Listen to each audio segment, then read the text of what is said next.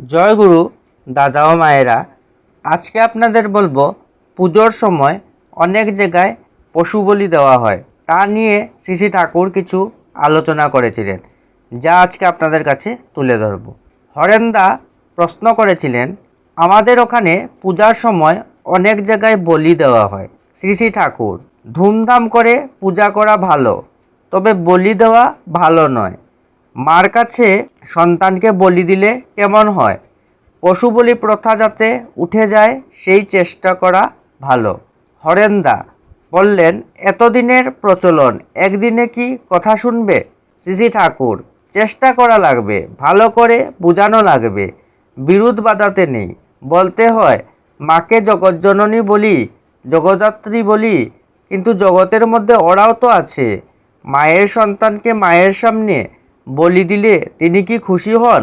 আমাদেরও যেমন ব্যথা আছে, ওদেরও তো তেমনি ব্যথা আছে।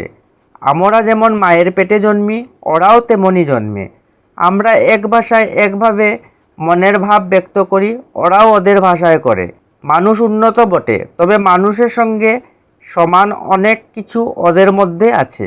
সকলেই বাঁচতে চায়, স্বস্তি চায়, স্বচ্ছন্দে থাকতে চায়। নিজেকে ওদের অবস্থায় ফেলে ভাবলে ওদের সুখ, দুঃখ, আকাঙ্ক্ষা, ব্যথা, বেদনা সব অনুভব করা যায়। সেই অনুভূতিটা যদি জাগে, ওদের প্রাণনাশের কথা ভাবতেই পারা যায় না। আমাকে যদি কেউ মেরে ফেলতে চায়, আমার কি তা ভালো লাগে? নিজের দ্বারায় ফেলে ন্যায় অন্যায় বুঝে নিতে হয়। সমাজে একদিন নরবলির প্রথা ছিল, কিন্তু অকল্যাণকর বলেই সমাজ থেকে তা উঠে গেছে। পশু বলির প্রথাও তেমনি উঠে যাওয়া উচিত।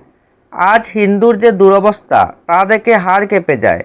এখন আমাদের বিশ্বজননীর পূজা এমনভাবে করতে হবে যাতে তিনি খুশি হন, তার দয়ায় আমরা রক্ষা পেতে পারি। অবশ্য শুধু এখনকার কথা নয়, সব সময়ের জন্যই এই কথা। আমি বুঝি মা সন্তানের প্রাণবোধে কখনো তুষ্ট হতে পারেন না।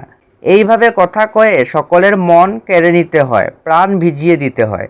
আলোচনা প্রসঙ্গে 11/126।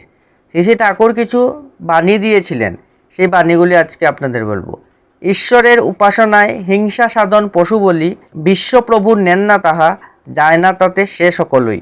হত্যা করি ঈশ্বরকে, করলে নিবেদন, সেই রক্ত মাংস তাতে পৌঁছে না কখন।